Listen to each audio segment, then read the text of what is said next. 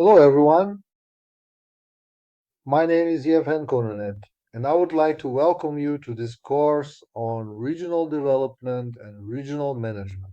My professional interests lie primarily in three interconnected fields.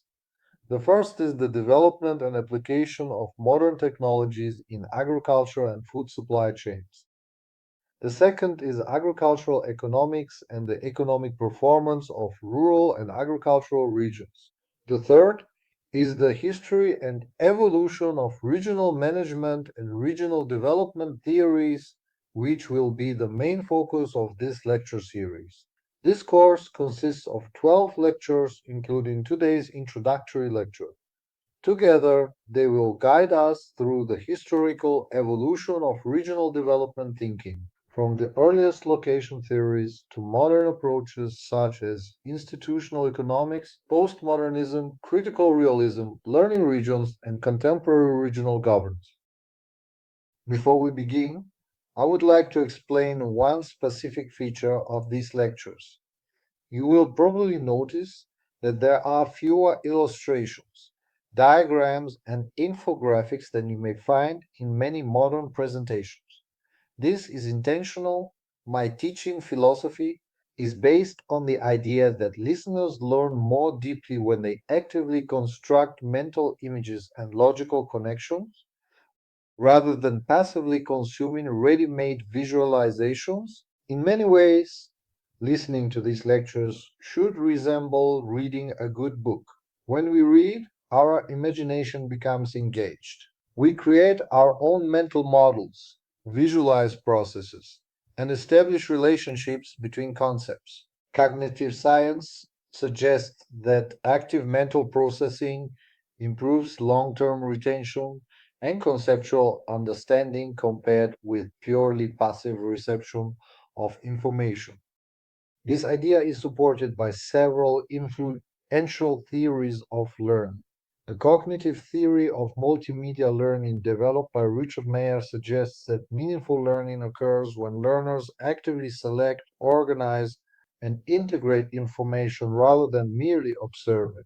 Similarly, constructivist learning theory associated with John Piaget and Lev Vygotsky argues that knowledge is actively constructed by learners through internal cognitive processes rather than simply transferred from lecturer to listener. Thus, having learners generate their own drawings or images from text and words is a powerful generative strategy that deepens monitoring and understanding. Therefore, throughout this course, I encourage you not merely to listen, but to imagine, question, compare, and critically reflect on the concepts we discuss. With this in mind, let us begin our journey into the fascinating world of regional development.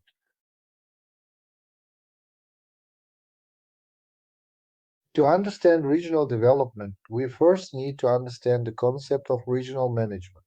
Over the past several decades, the requirements for managing regions, cities, and municipalities have increased dramatically. This trend is particularly visible in Europe and especially in countries such as the Czech Republic and Slovakia after their integration into the European Union. Why did this happen? Simply because modern regions operate within a much more complex environment than before. Municipalities are no longer isolated administrative units. They are part of broader systems involving national governments, European institutions, international markets, universities, private companies, and civil society organizations. Today, regional management exists within a multi-level hierarchy: European Union, national government, region, municipality, local community. Decisions taken at one level inevitably influence the others. For example, a municipality may wish to develop a new industrial zone. However, this decision is affected by regional planning documents, national environmental regulations, and European funding programs. Effective regional management therefore requires coherence, coordination, and mutual compatibility between all levels of governance. When researchers study successful regional management systems, Several common characteristics repeatedly emerge. Successful regions tend to act proactively rather than reactively. They remain close to citizens and businesses. They encourage entrepreneurship and innovation. They recognize that people rather than infrastructure alone are the main source of productivity. They support motivating value systems and focus on activities in which they possess comparative advantages. At the same time, successful organizations often maintain surprisingly simple administrative structures.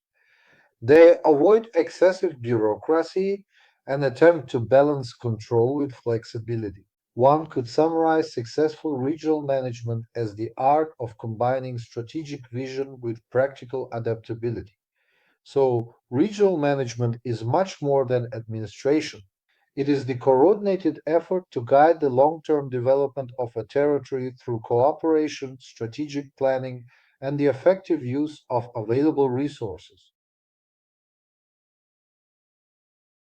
Before proceeding further, it is important to clarify several key concepts that we will encounter repeatedly throughout this course. When we speak about management, we refer both to a practical activity and to a body of knowledge. Management involves achieving goals through the coordination of people, resources, and processes.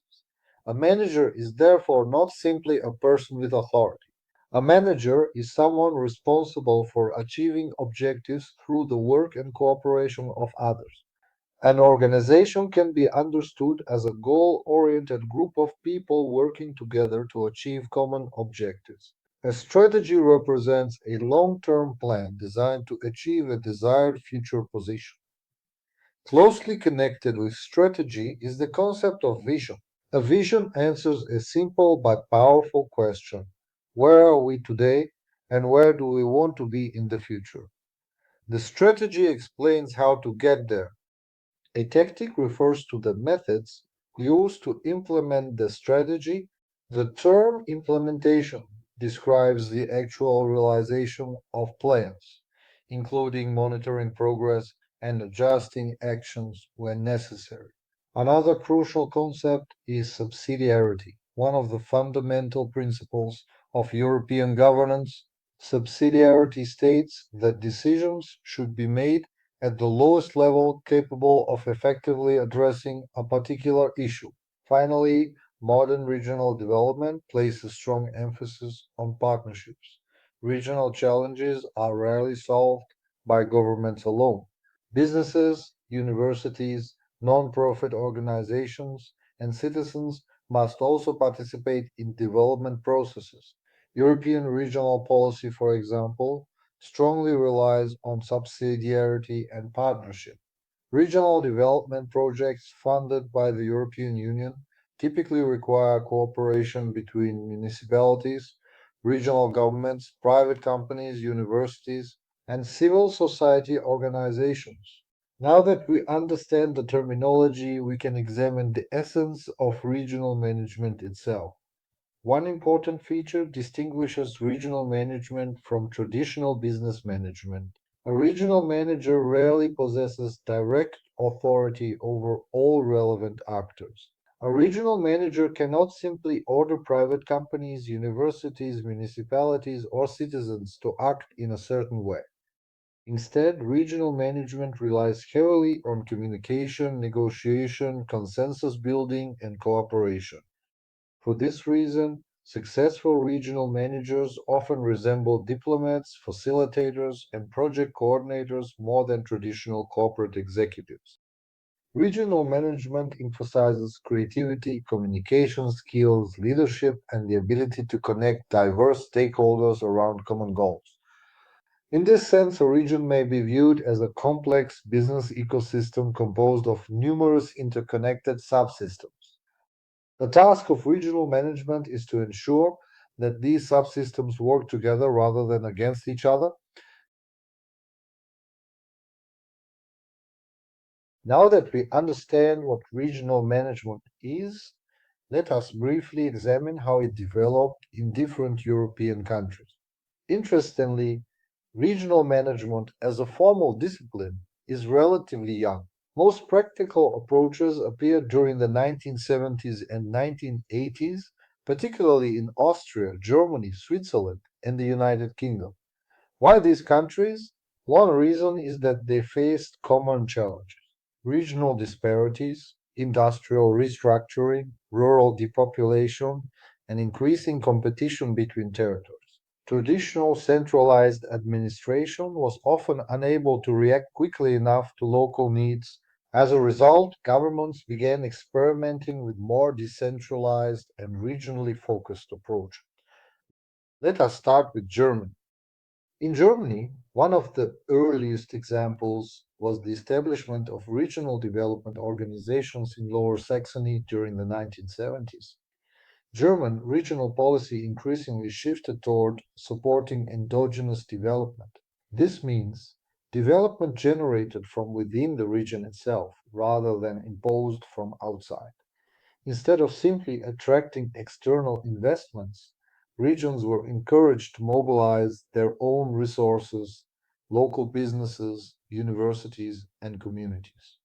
A similar approach emerged in Austria. In 1983, the Austrian Working Group for Regional Development was established. Austrian regional development agencies were designed to facilitate communication between local actors and higher governmental levels. Their purpose was not only to provide funding, but also to coordinate information, identify opportunities, and create partnerships. Switzerland offers another interesting example. Because much of Switzerland consists of mountainous regions with difficult geographical conditions, regional development became crucial for maintaining viable local communities. Many mountain regions established regional secretariats that coordinated local development initiatives and represented regional interests. Finally, the United Kingdom adopted a somewhat different approach. In the 1980s, major emphasis was placed on urban regeneration. Organizations such as the Docklands Development Corporation in London focused on revitalizing former industrial areas. The transformation of London's Docklands from abandoned industrial land into a modern financial district remains one of the most famous urban redevelopment projects in Europe. These examples demonstrate an important lesson. Successful regional management does not rely on one universal model. Different regions require different solutions depending on their economic structure, history, geography, and social conditions. Thus, European experience shows that regional development works best when local initiative is combined with supportive institutions, strong partnerships, and long term strategic thinking. Having discussed regional management, we can now turn our attention to regional development itself. Although regional development may appear to be a modern discipline, its roots extend much further into history. For centuries, rulers, governments, and communities have attempted to improve territories under their control. However, these efforts were usually intuitive rather than scientific. The modern discipline of regional development began to emerge during the 20th century. Its predecessor was a movement known as regionalism. Regionalism originally focused on cultural identity, ethnic autonomy, and local self government. During the 19th and early 20th centuries, many groups sought greater recognition of their regional identity. Examples include Catalonia in Spain, Scotland in the United Kingdom, and various historical regions within Central Europe. However, major historical events transformed these priorities. The First World War, economic crisis, industrialization, and urbanization shifted attention toward economic and administrative issues. As governments attempted to rebuild devastated territories and stimulate economic growth, regional development gradually evolved into a multidisciplinary field concerned with economic, social, and spatial processes. A major milestone occurred in the 1950s when Walter Izard founded regional science. Regional science aimed to study spatial phenomena systematically by combining economics, geography, sociology, planning, and statistics. And interdisciplinary approach remains one of the defining characteristics of regional development today. During the 1960s and 1970s, another important change occurred. Researchers increasingly recognized the importance of behavioral factors. Development was no longer viewed solely as infrastructure construction or industrial growth. Attention shifted toward human behavior, local identity, participation, and social capital. By the 1980s and 1990s, concepts such as governance, partnership, and regional competitiveness became central themes. More recently, the concept of neo-regionalism has emerged. Unlike traditional top-down approaches, neo-regionalism emphasizes bottom-up development. Citizens, local businesses, and community organizations become active participants rather than passive recipients of policies. This shift reflects a broader movement toward participatory governance and local empowerment. A practical example is the European Union's LEADER program, which supports rural development through local action groups composed of public, private, and civil society actors. Instead of imposing solutions from Brussels, local communities identify their own priorities and development strategies. Hence, regional development has evolved from administrative management of territories into a complex multidisciplinary field that combines economics, geography, sociology, planning, and governance. At this point, an important question naturally arises. What exactly is a region? Surprisingly, there is no single universally accepted answer. A region may be defined in many different ways depending on the purpose of analysis. For example, a region may be a geographical area, an administrative unit, an economic system, a cultural territory, a political entity, a functional area connected by commuting, trade, or social interaction. Consider Prague.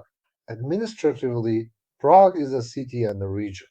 Economically, however, its influence extends far beyond its official boundaries. Thousands of people commute daily from neighboring regions. Businesses, universities, and services operate within a much larger functional region. This illustrates why regional development often requires multidisciplinary thinking. Regions are not simply lines drawn on maps. They are living systems shaped by interactions between people, institutions, resources, and economic activities. Because of this complexity, researchers frequently combine insights from economics, geography, sociology, demography, and political science. A region is not merely a territory, it is a dynamic socio-economic system whose characteristics depend on the perspective from which it is examined. One of the most important questions in regional development is why are some regions more successful than others? If we compare Prague with remote rural areas, Silicon Valley with declining industrial towns, or Munich with economically weaker regions, the differences are immediately visible. Researchers generally distinguish between internal and external factors. Internal factors originate within the region itself. These include human capital, entrepreneurship, innovation, social capital, leadership, local institutions, cultural attitudes. External factors originate outside the region. These include national policies, international markets, geographic location, global technological trends, political conditions. Differences arise because regions possess different combinations of these factors. Importantly, regional differences are not always negative. Competition between regions often stimulates innovation and specialization. For example, the automotive industry became concentrated in regions such as Bavaria, Baden-Württemberg, and parts of the Czech Republic because these regions developed specialized skills, suppliers, and institutions. This specialization subsequently created further advantages. Regional inequalities result from complex interactions between internal capacities and external conditions. While excessive inequalities can create problems, moderate differences often stimulate innovation and specialization. As regional development matured, numerous theories emerged to explain why regions develop differently. One of the most common classifications divides theories into convergence and divergence approaches. Convergence theories assume that differences between regions gradually decrease over time. According to this view, poorer regions can catch up with richer ones through investment, technology transfer, education, and market integration. Examples include many neoclassical growth theories. Divergence theories take the opposite perspective. They argue that successful regions tend to become even more successful because they attract talent, capital, and innovation. Another classification distinguishes interventionist and non interventionist theories. Interventionist approaches emphasize government action. Non interventionist approaches rely more heavily on market forces. This debate remains highly relevant today. Should governments actively support disadvantaged regions, or should markets determine the distribution of economic activity? Different countries continue to answer this question differently. Regional development theories offer different explanations of spatial inequalities, but most attempt to understand the balance between convergence and divergence, and between market forces and public intervention. Regional development is not only about policies and economics, it is also influenced by broader scientific philosophies. Positivism, associated with Auguste Comte, emphasized observation, measurement, and statistical analysis. For example, the observation findings may be, according to Comte, generalized inductive thinking to create theories which are subsequently used to explain the causes of phenomena. The created theories may be then used to explain events which were not verified by observation or experiments. Deductive thinking. Accumulation of scientific knowledge is closely connected to the above, as long-term observations allow us to inductively deduct the relations between particular phenomena. So it is not necessary to verify or repeat experiments. Many early regional studies relied heavily on quantitative indicators such as GDP, employment, or population growth. Karl Popper later introduced critical rationalism. According to Popper, scientific theories can never be fully proven. Instead, they must be continuously tested and potentially falsified. Thomas Kuhn challenged the idea of linear scientific progress through his concept of paradigm shifts. He argued that science periodically undergoes revolutions in which old frameworks are replaced by new ones. Later approaches such as critical realism, structuration theory, hermeneutics, and postmodernism expanded the range of perspectives available to regional researchers. These approaches highlighted the importance of institutions, human agency, culture, identity, interpretation, and power relations. The evolution of scientific thinking profoundly influenced regional development research by expanding the range of methods used to understand complex spatial realities. Most regional development theories ultimately originate from economics. Historically, economic thought evolved through several major schools: classical economics, neoclassical, Keynesian, institutional, Marxist, and evolutionary economics. Each school offers a different explanation of how economies function and how regions develop. For example, neoclassical economists emphasize market equilibrium and mobility of resource. Keynesians stress demand, government intervention, and public investment. Institutional economists focus on organizations, governance, and social norms. Understanding these foundations will help us better understand the regional development theories discussed in subsequent lectures.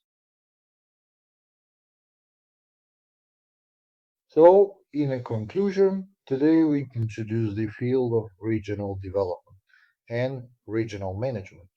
We learned that regional management is the coordination of diverse actors working toward common development goals.